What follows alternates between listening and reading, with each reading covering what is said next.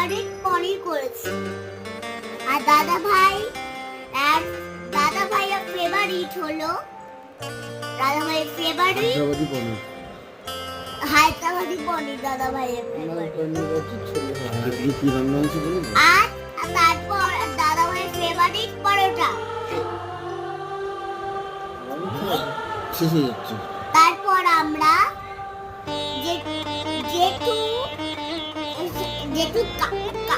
জেঠু সব জায়গায় সব আমরা যখন ব্লগে এসে গেছি, নতুন ব্লগে আমরা আগে অফিসে যাব। অফিসে যাবার পর আমাকে বড় হতে হবে, ঠিক আছে?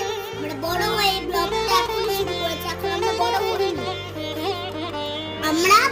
আমি বড় হব, বড় হয়ে আমি অফিসে যাব। এখন জেঠু অফিসে যাবে, ঠিক আছে? জেঠু